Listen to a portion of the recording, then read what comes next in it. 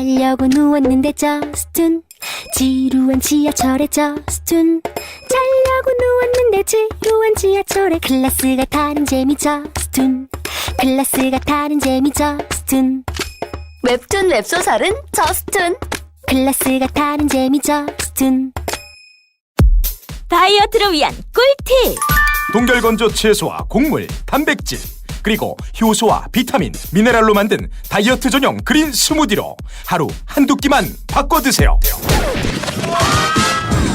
비타샵 그린 스무디 다이어트 1522-6648 1522-6648 혹은 비타샵을 검색해주세요. 야, 이 부장! 네가 부장이면 땅이야? 뭐? 저 인간 저거 쟤 오늘도 술술 풀리고 안 먹고 회수 갔냐? 내일도 신체 상태로 출근하겠구만. 아유. 고려 생활건강 술술 풀리고 음주전 한포가 당신을 지켜드립니다. 특허받은 천연 유래 성분 숙취 해소제 술술 풀리고를 은하계 최저가로 딴지마켓에서 만나보세요.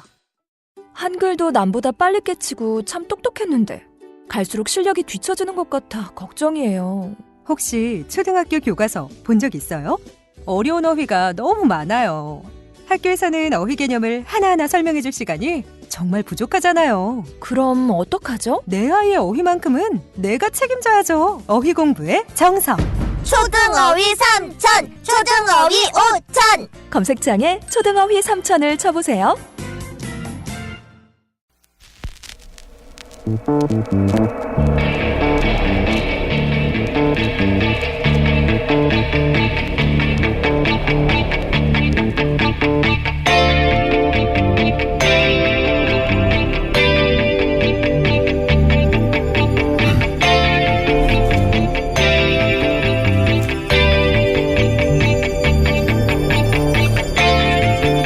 안녕하세요, 김원준입니다. 문화예술계 블랙리스트 사건의 1심 선고가 어제 있었습니다. 김기춘 전 비서실장에게는 징역 3년, 조윤선 전 장관에게는 집행유예가 선고됐습니다. 특히 조윤선 전 장관에 대해서는 블랙리스트 업무를 인수인계받았다 보기 어렵다고 법원은 판단해서 해당 혐의는 전부 무죄를 선고했습니다.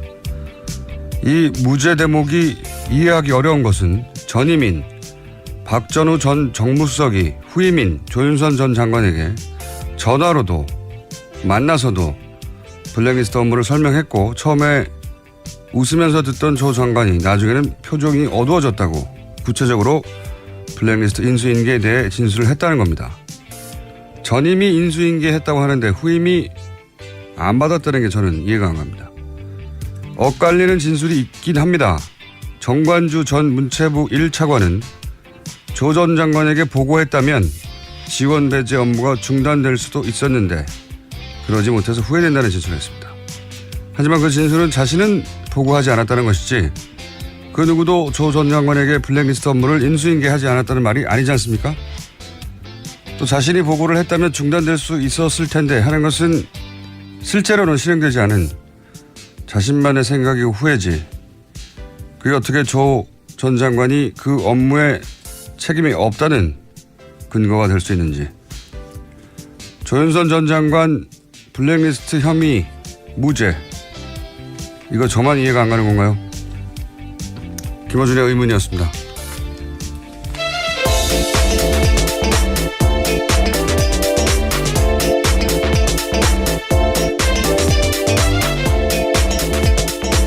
시사인의 김은지입니다. 네. 이 선고는 크게 화제가 되고 있어요. 블랙리스트 네, 관련. 그렇죠. 자, 간단하게 일단 사실관계를 요약해 주세요. 네, 문화예술계 블랙리스트 작성하고 집행하도록 지시한 김기춘 전 비서실장에게는 실형이 선고됐습니다. 블랙리스트의 실체를 법원이 인정한 건데요. 김기춘 전 실장에게 징역 3년을 선고했습니다. 또 김종덕 전 문화체육관광부 장관은 징역 2년, 신동철 전 청와대 국민소통비서관과 정관주 전 문체부 1차관, 김상렬 전 교육문화수석은 징역 1년 6개월의 실형을 선고받았습니다. 김소영 전 청와대 문체비서관만 징역 1년 6개월에 집행유예 2년을 선고받았습니다. 저는 이제 특히 이 대목이 더 이해가 안 가는 거죠. 그러니까 전임 장관은 징역, 그리고 그 차관은 또 징역. 그런데 후임인 장관은 본인을 건너뛰었다는 거잖아요. 예. 이것도 이해가 안 가고 전임 정무수석도 인수인계를 했다고 하고 전임 정무비서관도 안다고 하는데 후임 정무수석은 자기는 인수인계를 안 받았다는 거잖아요. 네, 자신과 함께 근무했던 정무수석실 시절에 다른 비서관들은 실형이 나온 건데요. 조윤선 전 장관만 무죄가 나온 겁니다. 본인만 빠진 거예요. 함께 일을 했었다고 봐야 될 텐데요. 저는 이게 참 이해가 안 가는데 다른 사람들이 다 무죄도 아니고요. 예. 본인이 정무수석 되기 직전 정무수석이 인수인계했다고 하고 본인이 장관 되기 직전 장관은 구속됐고 본인이 장관일 때 차관도 구속됐고 본인이 수석일 때 다른 수석도 구속됐는데 본인만 안 된 겁니다. 전 잘 이해가 안 가는데 어쨌든 블랙리스트 관련 혐의 모두 무죄로 판단했다고 하고 이 관련해서는 저희가 잘 이해가 안 가서 뉴스공장에 법무수석이 있습니다. 네. 법무수석이요? 네. 네. 이정렬 전 판사님 부장판사 출신쯤 되면은 예, 요 사안에 대해서 궁금증을 풀어주실 수 있을 것 같아서 저희가 잠시 후에 미니로 연결해 보겠습니다. 근데 많은 분들이 이해가 잘 안 가는 것 같아요. 예. 왜 무죄인가 하는 기사도 그래서 많이 나왔어요. 네, 재판부가 그 관련 간략하게 설명했습니다. 말씀을 좀 드리자면요. 조윤선 전 장관이 정무수석 부임 당시 비서관들과 공모해서 지원 배제를 승인했다고 보기에 부족하고 정무수석실이 관여를 했다고 해도 보고를 받거나 관련 지시를 했다고 인정하기에 부족하다. 그러니까 증거가 부족하다라는 취지의 이야기를 했습니다. 아니 이게 본인이 정무수석이 되기 이전에 계획되고 실행된 거죠. 하지만 본인이 있는 동안도 계속 실행이 됐거든요. 예. 그러니까 본인이 승인할 필요가 없죠. 애초에 본인이 있기 전에부터 승인돼서 시작되고 있었는데 승인하지 않았다는 게 무죄의 이유는 될 수 없는 것 같고 그럼 본인이 이제 이 사실을 알고 있었느냐. 그렇죠? 그리고 막을 수 있는 위치에 있었잖아요. 네, 거기다가 지난 4월달에 문화체육관광부 직원들이 나와서 직접 증언한 바도 있는데요. 조윤선 장관이 보고를 받고 이 정도냐라고 반응을 보이면서 블랙리스트 하지만 정책을 중단하진 않았다라는 증언도 나온 바가 있거든요. 알고도 있었고 사실은 지금 구속된 차관이나 장관이 아니라 그 밑에 직원들로부터 보고를 받았다는 얘기 그 증언도 문체로부터 나왔는데 왜 그런 증언들은 이렇게 중요하게 취급이 안 된 건지 주무장관이었기 때문에 막을 수 있었잖아요. 그 전에는 정무수석 때는 정말 승인도 하지 않았고 제대로 보고도 받지 않았다고 칩시다. 주무가 아니어서. 문체부 장관은 주무잖아요. 주무. 그러면 충분히 막을 수 있었는데 범죄 행위를 알고도 묵인하거나 방조하는 거 아닌가요? 최소한 본인이 직접적으로 주체적으로 하지 않았어도 그렇게 문제를 따졌어야 할 것 같은데 여하간 조윤선 전 장관만 이 부분이 무죄가 됐습니다. 잘 이해가 안 가는데 잠시 후에 법률적인 부분은 따져보기로 하고요. 그래서 언론들이 왜 무죄인지 각자 자기들 나름대로 해석을 내놓고 있는데 뭐 사실 크게 와닿지는 않아요. 네. 많은 언론들이 왜 무죄인가 기사를 내긴 냈습니다만 요약하면은 직접 승인하고 직접 지시하지는 않았다라고 판단한 것 같다. 이 정도 추정이거든요. 예. 네, 그렇죠. 증거가 부족하다는 취지인데요. 어제뿐만 아니라 다른 부분도 눈에 띄는 게 있었습니다. 박근혜 전 대통령 책임 부분도 재판부가 명시한 게 있거든요. 네. 근데 이제 여기서 공범 관계를 인정하지 않은 거기 때문에 박근혜 전 대통령 블랙리스트 관련해서는 공범 혐의가 있는 걸로 아는데 예. 그 부분은 어떻게 될지 또 물어봐야 되겠습니다. 이게 이 재판의 결과가 박근혜 전 대통령의 재판에 영향을 미칠 수 있다. 이 재판 자체로는 그런 판결 내용이 없지만 그 결과가 미칠 수 있다고 하는 전문가들 분석이 있기 때문에 그 부분도 한번 짚어보기로 하겠고요. 다음 뉴스는요? 네, 그렇지만 어제 재판에서 대다수 피고인에게 국회에서 위증한 혐의는 유죄가 인정됐습니다. 블랙리스트 사건 피고인 7명 중에서 4명이 위증 혐의로 기소됐거든요. 이 중에 김기춘 전 실장, 조윤선 전 장관 등이 포함되어 있는데 재판부는 위증의 의무를 충분히 인식하고 있으면서도 진실을 은폐하는 데 급급해서 위증했다라면서 유죄를 선고했습니다. 국회 위증을 유죄로 대부분 인정한 거는 우리가 의미를 부여하고 주목할 만한 사안인 것 같습니다. 대부분 위증해도 흔히 말하는 솜방망이, 대충 이렇게 넘어갔었는데 이번에는 책임을 분명히 따지긴 따졌습니다. 그것이 위법하다고 따졌고, 이 이야기 하면서도 저는 잘 이해가 안 가는 게 여전히 조 전 장관에 대해서 청와대 지시로 지원 배제 업무, 지원 배제라는 말도 참 웃겨요. 예. 블랙리스트죠. 예. 블랙리스트 업무를 위해서 9,000명 명단을 작성한 사실이 있다는 거를 조 전 장관이 알았다고. 그 부분은 또 인정했습니다. 네, 알았다고 재판부도요. 했잖아요. 예. 위증 부분에서 아는데 모른다고 했다고 이걸 인정했어요. 이걸 인정했는데 당시 조 장관이 청문회에서 뭐라고 그랬냐면 아무것도 알지 못하고 관여한 바도 전혀 없다. 거짓말이죠. 그런데 여기서 관여하지 않았다는 부분, 이거는 위증이 아니라고 본 거예요. 왜냐하면 재판부가 블랙리스트에 있어서는 무죄를 판단했기 때문에. 그러니까요. 예, 알긴 알았는데 알긴 알았다는 것은 인정을 했잖아요. 그렇죠.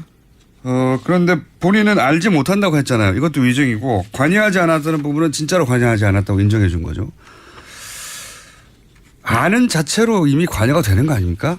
청와대 장관이기 수석, 때문이죠. 장관도 예. 그렇고 수석인데요. 예. 수석이 2명도 아니고요. 장관이 2명도 아니거든요. 아니, 이게 안 가면 이 판결이. 이게 제가 법을 잘 몰라서 그런 건지는 이정열 판사가 판결해 주시겠죠. 네.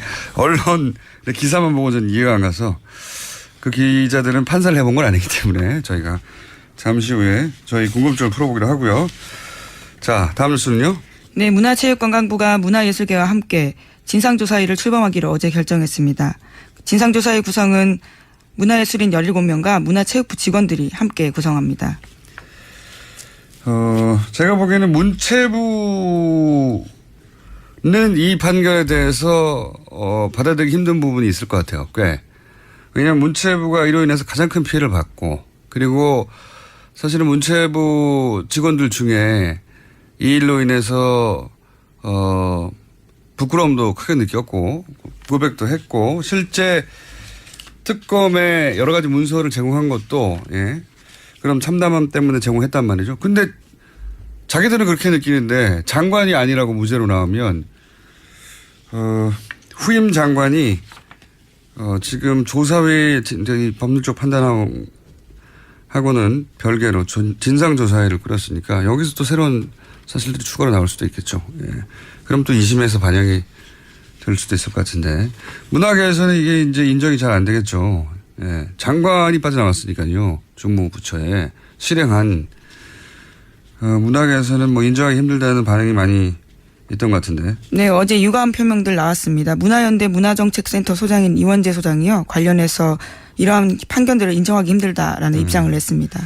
문화연대뿐만 아니라 많은 문화예술계에서 말이 되느냐고 성명들이 나왔고요. 예. 자, 그건 거기까지 하고요. 다음 뉴스는요. 네, 최순실 재산몰수 특별법이 어제 발의됐습니다. 국정농단 행위자 재산조사위를 설치하고 부정축제 재산은 법원의 영장을 발부받아서 소급해 몰수하는 것이 이번 법안의 핵심 내용입니다. 특별법 발의에 참여한 의원들은 132명입니다. 좀 더 필요하네요, 숫자가. 예, 15명이. 특이한 것은 국민의당과 정의당, 심지어는 자유한국당에서도 김성태 의원이 한 명 있는데 바른정당에서 한 명도 없다는 점. 바른정당에는 사실 지난번 국정조사 때 굉장한 활약을 했던 분들도 있는데. 그렇죠. 예. 스타 정치인들이 그때 탄생 많이 했습니다. 네, 어쨌든 물론 뭐 발의에 서명하지 않았다고 해서 이 법안이 이제 나중에 회의 때 통과시키지 않도록 반대표를 던진다, 뭐 이런 이야기는 아니긴 하지만 여간 참여는 하지 않았습니다. 자, 다음 뉴스는요. 네, 한국마사회 관련된 소식입니다. 한국마사회가 정유라 씨 등 승마 국가대표 선수단을 지원하기 위해서 마사회 예산을 쓰는 방안을 지난해 1월 초 현명관 당시 회장에게 보고한 사실이 확인됐다라는 보도입니다. 이게 오래돼가지고요. 이게 무슨 뉴스인지 잘 모르실 텐데 간단 요약하면은 삼성이 회장사인 대한승마협회가 최순실 씨에게 뭐 말을 지원하고 여러 가지 지원 계획이 있었다는 건 이제 확실한데 밝혀졌는데 그런데 마사회는 상관없다고 그랬거든요. 계속 부인했었어요. 우리는 상관없다고. 그렇죠. 계속해서 그런 입장이었습니다. 네. 근데 이제 마사회 회장도 삼성 출신이란 말이죠. 현명관 당시 회장. 여기서는 계속 우리는 최순실 정유라 지원한 적 없다고 했는데 알고 봤더니 처음에는 1,000억대, 나중에는 몇백억대, 나중에는 최종적으로 몇십억대 지원 계획이 있었던 거죠. 예. 계획이 있었던 거고 정유라 지원 계획이 실제 있었다는 거고 그리고 이게 실행되지 않은 이유는 이제 마사회에서 박재홍 전 국가대표 감독. 네, 예. 신마당 감독입니다. 이 감독을 그 정유라 지원을 위해서 독일에 보냈어요. 근데 이분이 갔다가 보니까 정유라 가르치는 건 못 해먹겠다고 귀국을 했거든요. 여러 가지 이유로. 아니 다른 선수들은 하나도 없고 정유라 선수라고는 정유라는 훈련도 안 하고 지원도 없고 그리고 돈은 중간에서 빼먹고 이분이 귀국을 했어요. 귀국을 해서 항의를 했단 말이죠. 이 문제.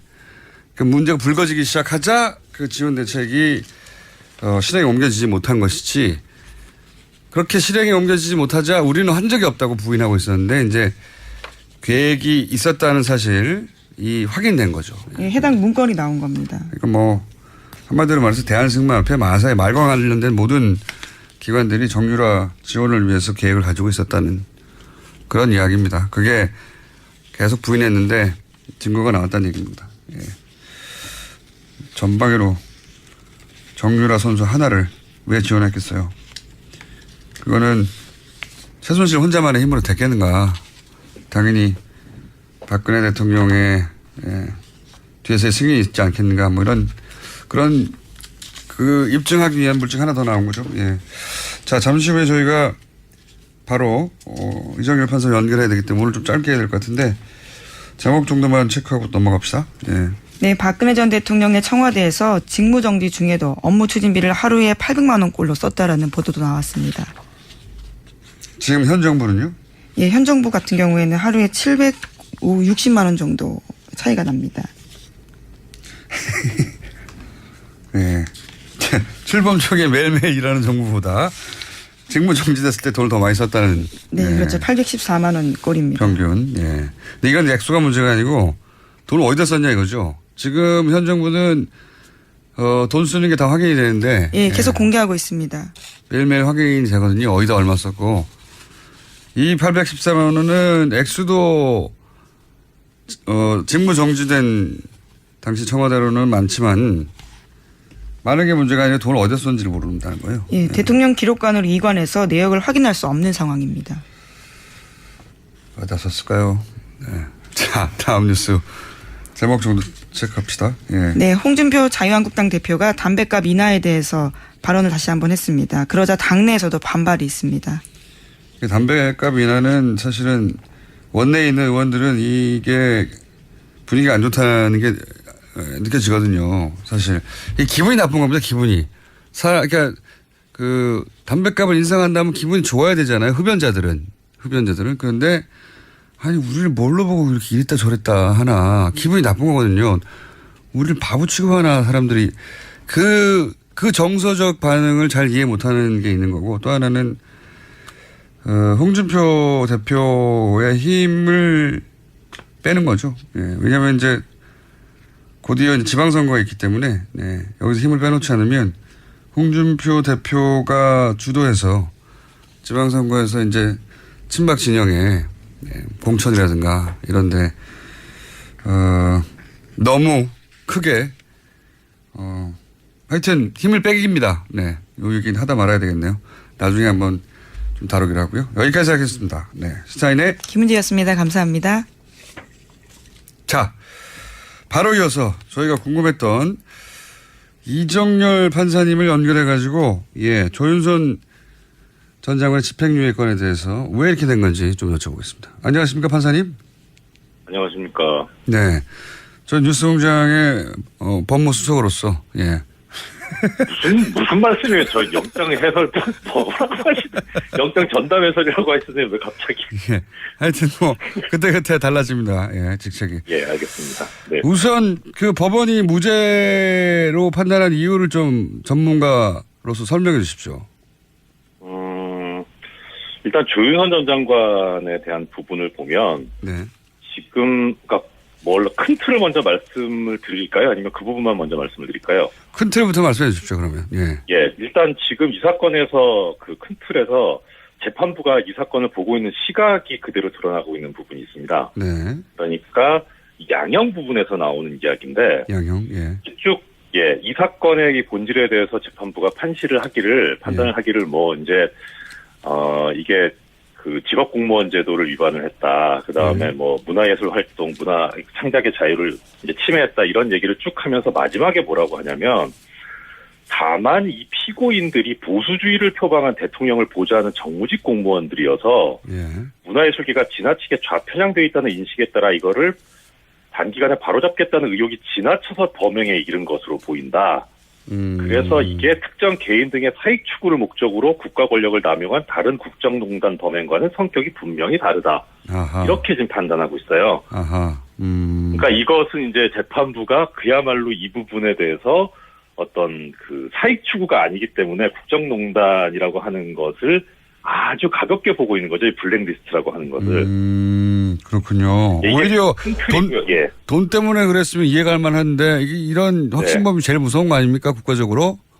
당연하죠. 그러니까 이 사건을 보는 인식 자체가 지금 재판부가 잘못돼 있어요. 아예. 그렇구나. 그 다음에 두 번째로 나오는 이 재판부 인식 잘못의 부분이 이게 지금 저는 이제 재판부의 보도자료를 보고 있는데요. 네. 이게 보통은 이런 얘기를 안 하는데 보도자료에 이런 얘기가 나옵니다. 이 사건에 있어서 그 노태강 전 국장을 이제 해임하는 부분, 그 부분에 있어서는 대통령의 공범이다. 박근혜 전 대통령의 공범인데 해임은 공범인데. 네, 그 이외의 부분에서는 특히 이제 문화예술계 지원 배제 부분에서는 공범 인정하기 부족하다. 이 얘기를 하고 최순실은 전부 다 공범이 안 된다. 그거를 별도의 보도자료를 냈어요. 그래서 뭐 굳이 이렇게까지 하나. 그 다음에 이제 또 하나. 그러면 그 얘기는 박근혜 전 대통령이 블랙리스트와 관련해서는 공범이 안 된다고 이 재판부는 판단한 거죠. 그렇죠. 이제 그렇게 보게 되면 아까하고 좀 모순이 생기는 게 이제 보수주의를 표방한 정무직 공무원이란 말이에요. 그런데 대통령이 보수주의인데 대통령 몰랐다는 얘기가 되거든요. 그러면은 대통령이 모르는 상태에서 지시도 안 했는데 김기춘 비서실장 이하 그 정무직 공무원들이 이걸 다 알아서 했다는 얘기가 되거든요. 그러니까 저도 모순이 된다고 보는 게 지금 이제 그 대통령이 가지고 있는 정치 지향 그거를 구현하기 위해서 사익이 아니라 그 정치 지향을 구현하기 위해서 그랬다는 건데 근데 대통령은 관련이 없다는 거 아닙니까 또 막판에. 그렇죠. 이 판단에 의하면. 앞뒤가 안 맞는 거네요. 그리고 그것이 판사님 극명하게 예리하십니다. 저기 방송 사고 나게 처음. 역시 부장 판사는 아무나 되는 게 아니고 예리하십니다. 또 하나 이제 드러난 것이 뭐냐면 김기춘 전 실장이 이제 징역 3년의 실형을 선고받았는데 사실 이 사건에 있어서 공소 제기된 부분 중에 강요 부분은 전부 다 무죄가 났어요. 강요가 무죄다.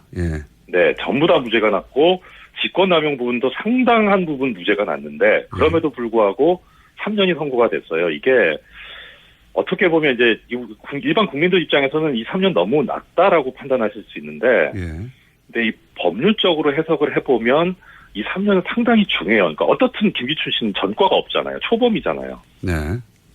초범인데다가 이 기소된 범죄 사실 중에 상당 부분 무죄가 났고 일부만 지금 유죄가 났는데 그걸 실형 3년을 선고한다는 거 상당히 무거운 거거든요.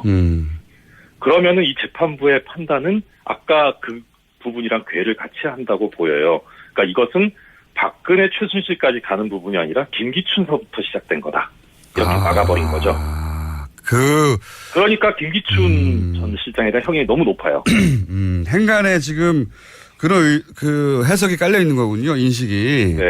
그러니까 이게 쭉 나오는 것 같아요. 그러니까 박근혜 전 대통령은 공범이 아니고 이것은 김기춘 전 실장이 기획해서 실행한 것이고 그러므로 김기춘 전 비서실장이 책임이 크고 그리고 나머지 그 사람들 중에 특히 조윤선 전 장관은 상관이 없다 여기에. 왜냐하면 김기춘 전 실장이 직접 조윤선 정무수석이 오기 전에 계획을 해서 실행하고 있던 거였기 때문에 이렇게 논리를 구성한 거군요. 네.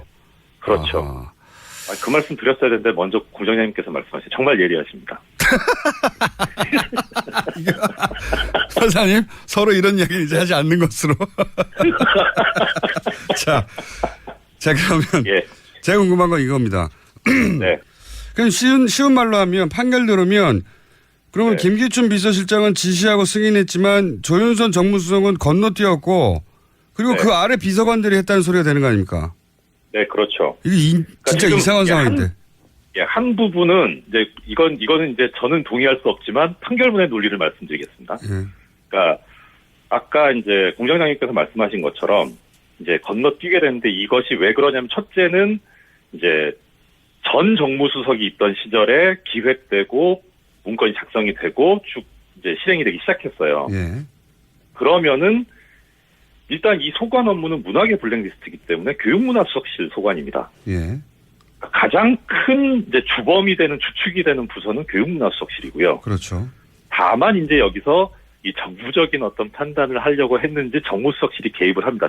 이제 총괄 기획을 하죠. 정무 쪽에서 이제 소위 말해서 정치적 판단, 정무적 판단 이런 걸 그렇죠. 했겠죠. 예, 그렇죠. 그런데 지금 이 상황에서 지금 법률적으로 해결이 되려면 전임 정무수석이 후임 정무수석인 조윤선 전 장관에게 이제 인수인계를 하잖아요. 네.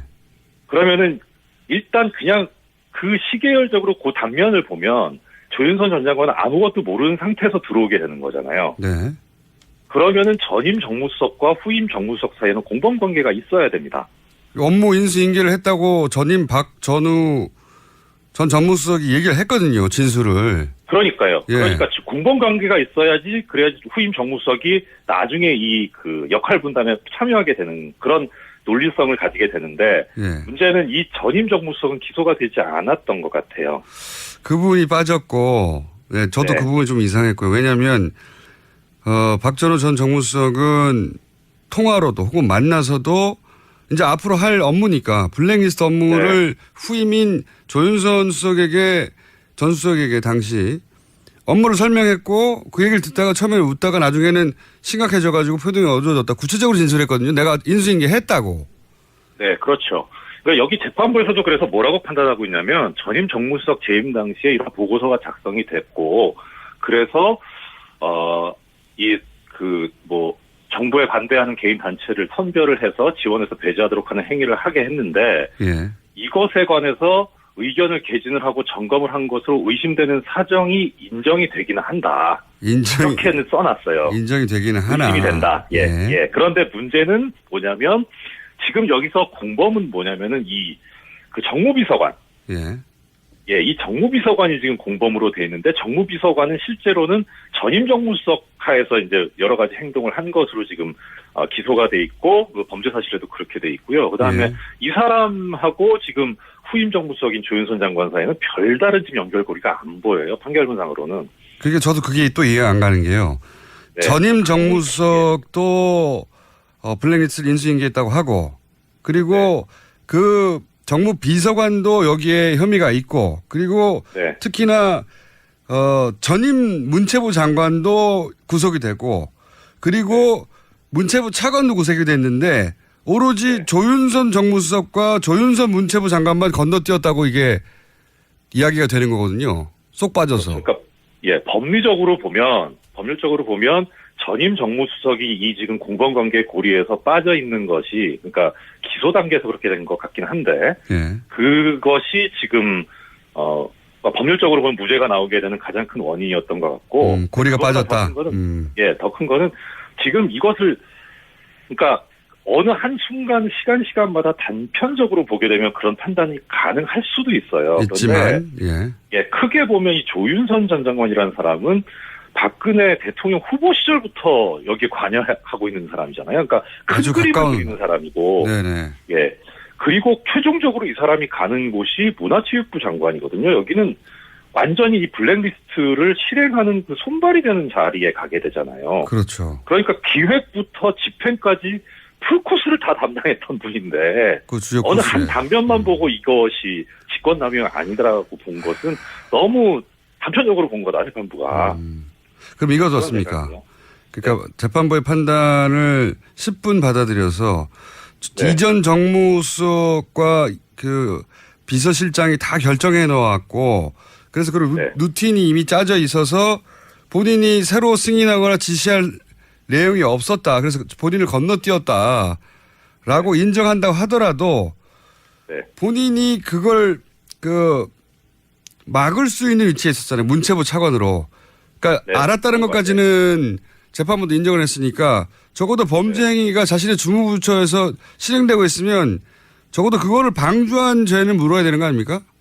그렇죠. 이게 그런데 기소 자체가 이제 공동정범으로 돼 있어요. 공동정범은 그러니까 정범이기 때문에 일종의 주범의 한 형태인 거죠. 아하, 그래서 주도하지는 않았다. 아하. 예, 역할 분담이 있어야 되는데 그야말로 이 사람이 빠지게 되면 아예 이 범죄 자체가 안 이루어지는 그런 정도의 역할 분담이 있어야 되는데 지금 공장장님 말씀하신 대로 충분히 방조는 되는 상황인데 공동정범으로 기소가 돼 있고 사실 그게 또 맞는 거죠. 오히려 그렇죠. 방조라기보다는. 네. 네. 그래서 특검도 그쪽을 봤기 때문에 공동정범으로 기소를 한 것 같은데 사실 방조로 가기는 좀 실체적인 진실하고는 안 맞으니까 아마 그러지 않았나 싶은 생각이 듭니다. 알겠습니다. 예. 그런 허점들이 있고 기소 단계에서 약간 허점이 있었고 그리고 재판부가 이거 너무 협소하게 판단한 게 아니냐라고 이제 네, 그렇죠. 지적을 하신 거군요. 그리고 이 결과로 박근혜 전 대통령의 공범 혐의를 입증하는데도 어려움이 좀 생겼다.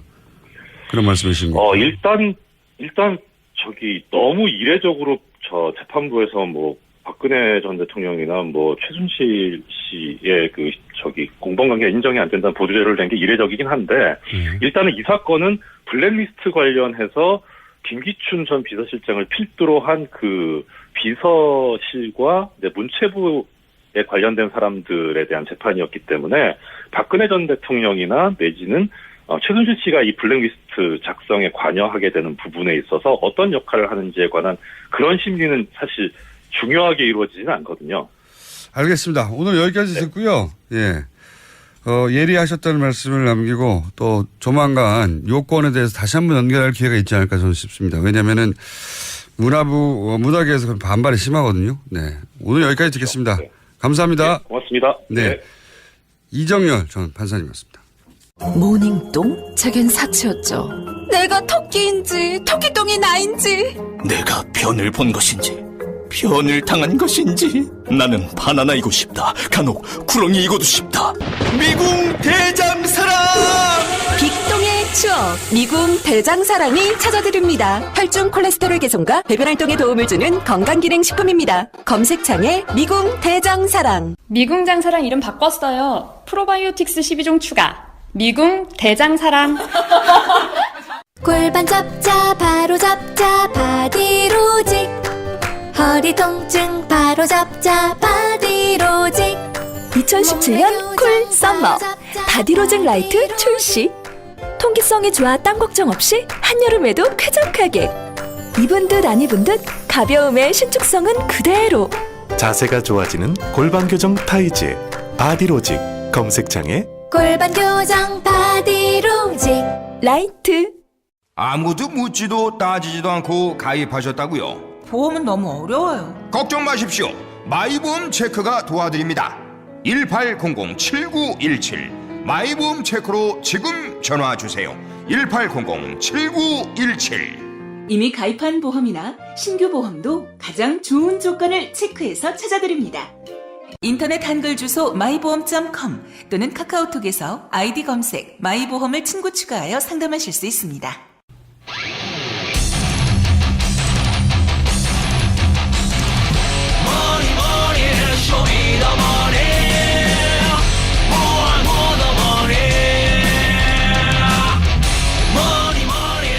최순실 재산 추적 프로젝트 쇼미더머니 은닉재산 프로파일러라는 신종 직군을 만드신 안원구 전 대구지방국세청장님 나오셨습니다. 안녕하십니까? 안녕하십니까? 예.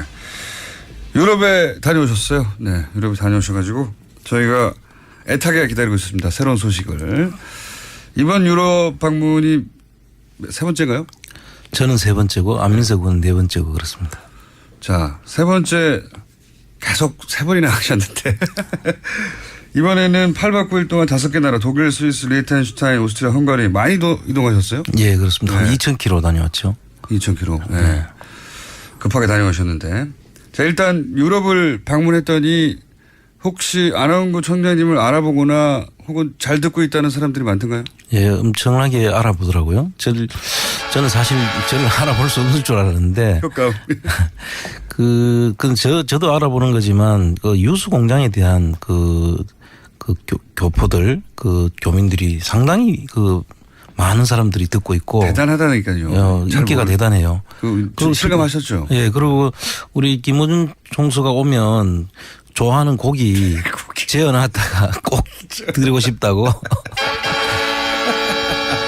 예, 효감 나왔습니다. 제가 안 계신 동안 효감 여러 가지 개발해놨거든요. 네. 아, 그렇습니까? 네. 저는 저를 천둥 번개로 알고 있더라고요. 천둥 번개. 천둥 번개. 아니, 이럴 때는 천둥 번개가 효과음을 나와야지. 자꾸, 참. 게을러가지고 저희 PD가. 하나 하면 계속해요.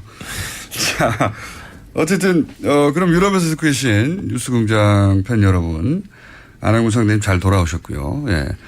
그리고 고기 재놓고 있다는 분. 언제 갈지 모르는데 고기를 좀 썩겠습니다. 발효가 되겠네, 고기. 자,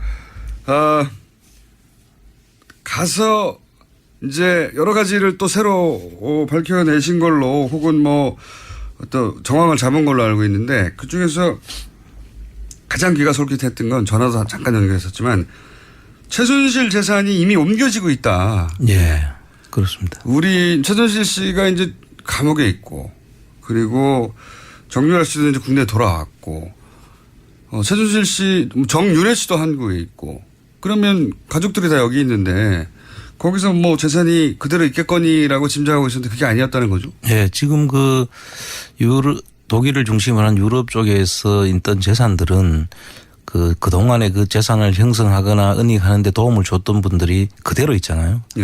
그러니까 그렇죠. 여기 이 사람들 그대로 있죠. 예, 이분들이 구속되는 거하고는 전혀 관계없이 그렇죠. 활발하게 지금 아직도 움직이고 있다는 정황을 오히려 봤고요. 더 활발해졌을지도 모르겠습니다. 그렇습니다. 지금 일부는 지금 정리를 하고 있고요.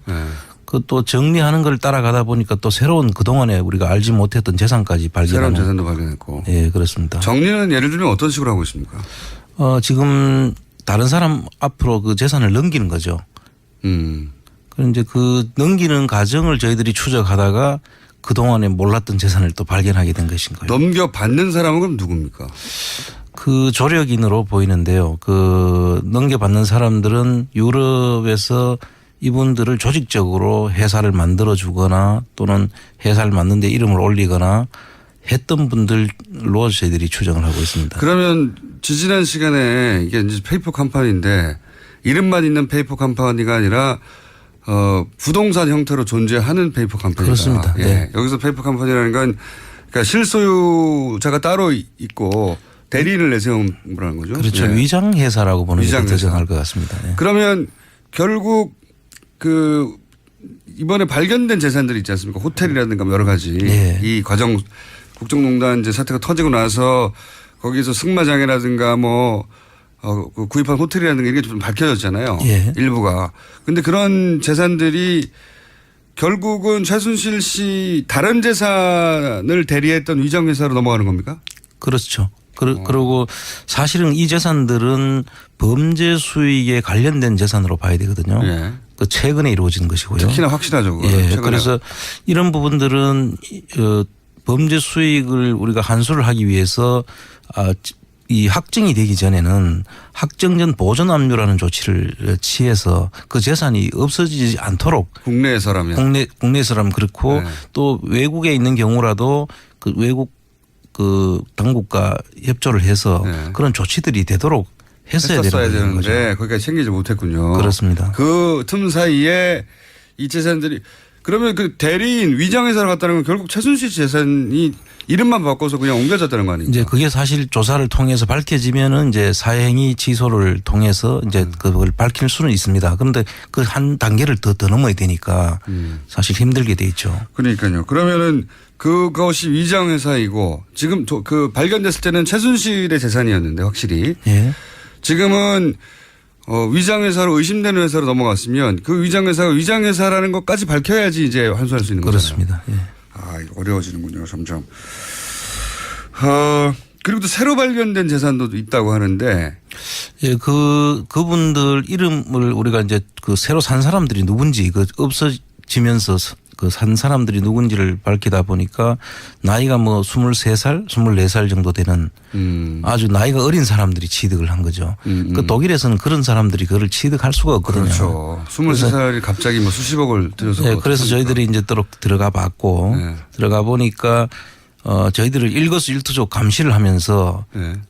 그 커피숍을 우리가 이용을 하러 들어갔는데 너는 손님도 아니다. 꺼져라.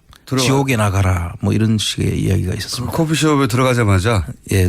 그 우리가 들어가는 사실을 어떻게 아는지 다 지켜보고 있다가 그런 식으로. 꺼져라. 예. 지옥에 나가라.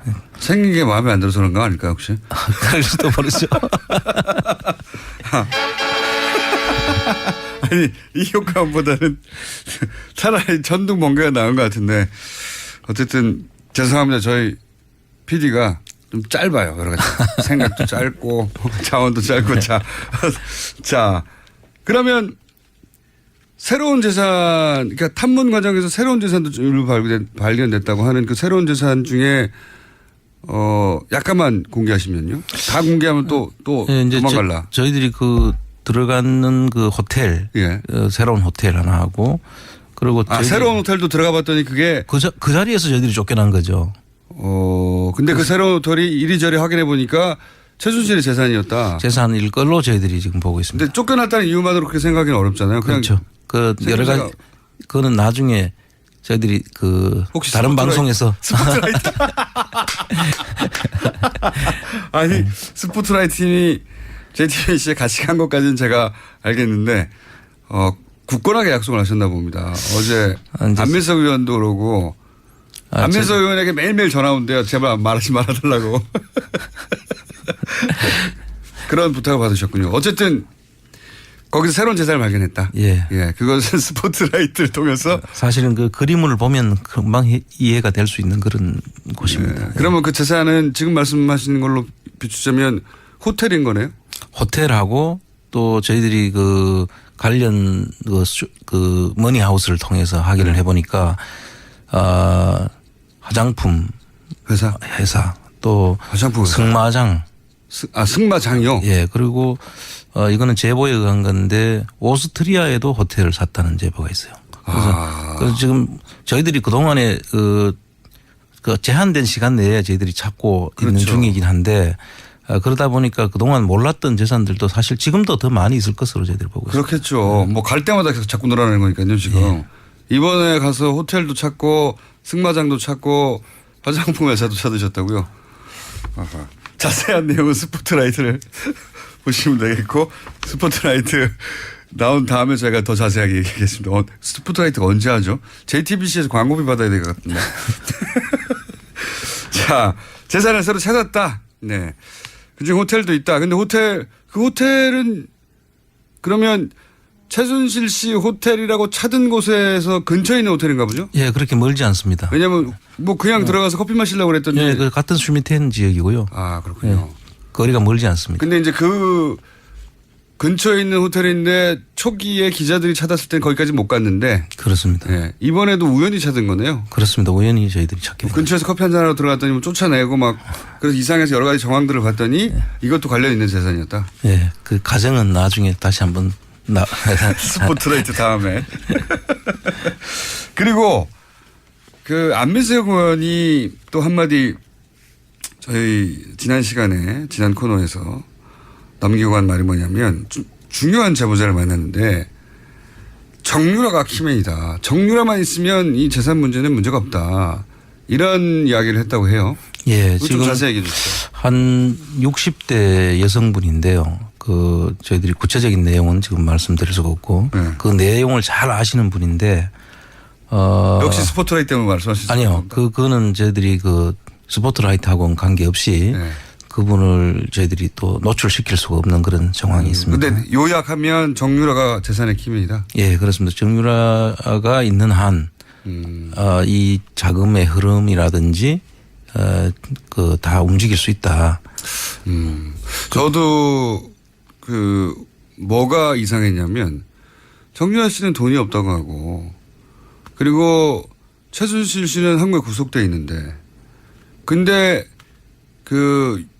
덴마크에서 구금돼 있는 기간 동안 변호사가 덴마크에서 가장 비싼 변호사였거든요. 예. 그런 사람들 몇 천만 원은 안 되거든요. 그렇습니다. 그 돈은 도대체 어디서 났을까 궁금했었는데. 지금 저희들이 이제 다니면서 확인한 바로는 본인이 직접 가서 찾을 수 있는 그런 형태의 금융 자산이 숨어져 있을 것으로 저희들이 짐작하고요. 그것을 이미 정유라한테 다 넘겨졌지 않을까. 그래서 지금 일어나고 있는 그 정유라와 최순실 모녀 관계의 갈등 부분도 갈등 부분도 저희들은 그냥 예사로운 그 상황으로 보지를 않고 있습니다. 3세대와 2세대가 돈을 놓고 주도권 사용하는 것일 수도 있다. 그것일 수도 있고 또는 오히려 계획적인 그 자기들이 의도된 대로 지금 움직이고 있는 것이 아닐까 이런 진술도 가능하죠. 알겠습니다. 자, 하여튼 중요한 제보자, 그러니까 정유라가 키맨이라고 말할 정도면 내막을 자세히 아는 사람 아닙니까? 그렇다고 봐야죠.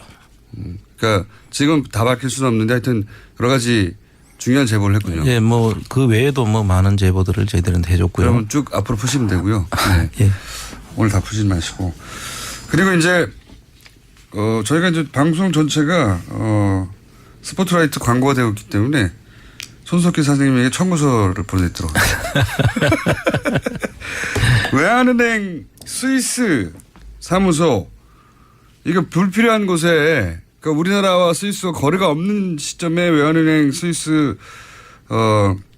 사무소가 만들어졌고 거기에 박근혜 전 대통령의 가까운 친척이 외환은행 장을 했었고 그분이 한국으로 돌아오자 그 은행은 문을 닫았고 지점 문을 닫았고 그리고 그것이 헝가리로 이동한 것으로 보인다라는 말씀을 지난 방송 마지막에 하시고 스위스로 가셨어요. 그렇습니다. 그 지점은 확인하셨습니까? 예, 지점은 그 스위스 유니온뱅크 또 크레딧 스위스 은행 그 같이 있거든요. 예.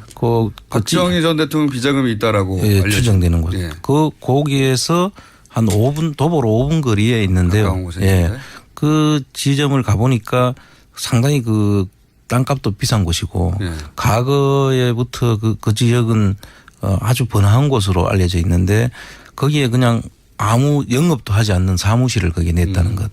영업도 하지 않는. 예. 그리고 그거를 10몇 년간 유지했죠. 예, 76년부터 98년까지니까 20년 가까이 유지했나요? 네. 그리고 혼자 지점장으로 거기 가 있고. 그렇습니다. 네. 그래서 비자금 관리한 거 아니냐라고 의혹을 가지셨고 그러면은 그때를 기억하는 또 교포분들이 있을 거 아닙니까? 국민들. 지금 저희들이 이번에 그 찾아가게 된 데는 그 스위스 현지인입니다.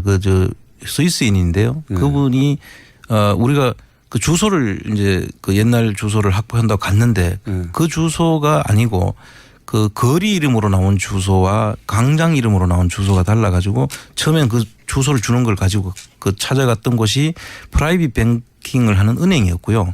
그 은행에 있는 은행원이 기억을 더듬어서 그 자리를 찾아준 겁니다. 안 그러면 저희들이 찾을 수가 없죠. 확인하셨고. 그리고 이번에 가셨을 때 이제 그 스위스 은행업에 종사하는 한국 교포들도 꽤 도움을 주셨다고 알고 있는데. 예, 지금 그 스위스 쪽에 지금 저희들을 그 제보를 확인하기 위한 그런 교포 모임이 결성이 돼 있고요. 그 교포 모임 속에 스위스 뱅크에 근무하는 직원들이 있습니다. 그래서 한국 교포인데 그 직원으로 있는 분들이 있어서 그분들이 지금 눈을 부릅뜨고 찾고 있습니다. 지금. 네. 대단한 네트워크가 만들어지고 있습니다. 예. 이거 다 국가가 해야 되는 일인데 지금 사비를 하고 있는데 사비로 하는 걸 넘어서서 현지에 있는 분들이 자발적으로 나서서 네트워크를 만들고 그렇습니다. 네트워크와 지금 뉴스공장과 함께 안원구 총장님과 함께 그분들이 우리 김어준 총수의 팬들입니다. 그분들이 다. 암약하고 있습니다. 효과음 한 번 더 나갈까요? 헝가리로 이동했다고 해가지고 헝가리도 다녀오셨잖아요. 지금 시간이 30초밖에 안 남았네. 네. 헝가리까지는 오늘 다 다루지 못할 것 같고 여하간 헝가리는 다음 시간에 하긴 하는데 그 의구심을 가졌던 것을 일부 확인하셨습니까? 예, 저희들이 확인했다기보다는 여러 사람을 만나면서 그 의심이 더 증폭됐다. 그렇게 이야기할 수 있습니다. 알겠습니다. 열심히 노력하시고 이렇게 힘들게 성과를 만들었더니 JTBC가 열매를 따먹고 있습니다. 지금까지 안원구 총장님이었습니다. 감사합니다. 예, 감사합니다. 3부에서 뵙겠습니다.